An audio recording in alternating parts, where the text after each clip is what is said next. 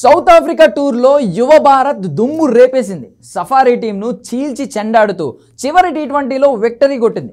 మొదట సంజు శాంసన్, తిలక్ వర్మ సెంచరీలతో పరుగుల సునామీ సృష్టిస్తే తరువాత బౌలర్లు అదరగొట్టేశారు. సౌత్ ఆఫ్రికాకు ఏమాత్రం ఛాన్స్ ఇవ్వకుండా చెలరేగిపోయారు. ఫలితంగా టీమిండియా జోహానెస్బర్గ్లో ఘన విజయాన్ని అందుకుంది.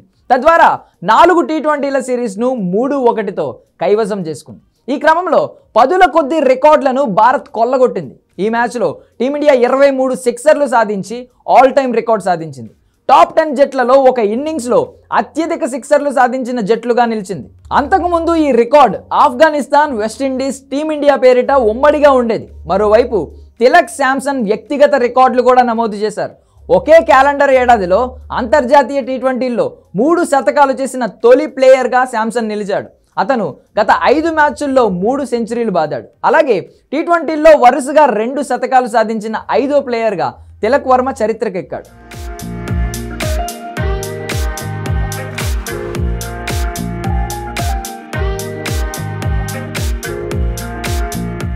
సెంచరీలతో కథం తొక్కి 210 పరుగుల భారీ భాగస్వామ్యాన్ని నమోదు చేసిన Samson, Tilak Varma all time record నెలకొల్పారు. టీ20ల్లో ఇదే అత్యుత్తమ భాగస్వామ్యం. అంతర్జాతీయ టీ20ల్లో 2వ వికెట్ లేదా అంతకంటే దిగువ వికెట్లకు ఇదే భారీ భాగస్వామ్యం. కాగా ఓ అంతర్జాతీయ టీ20 ఇన్నింగ్స్లో ఐసీసీ పూర్తి సభ్య దేశాల్లో 2 బ్యాటర్లు సెంచరీలు చేయడం ఇదే మొదటిసారి.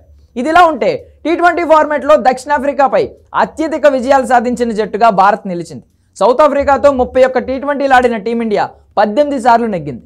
అంతకుముందు ఈ రికార్డ్ ఆస్ట్రేలియా పేరిట ఉండేది. పరుగుల పరంగా దక్షిణాఫ్రికాకు అతిపెద్ద ఘోర పరాజయం ఇదే. అంతకుముందు ఆసీస్ చేతిలో ఓడిన 111 పరుగుల తేడాతో ఓటమి రికార్డుగా ఉండేది.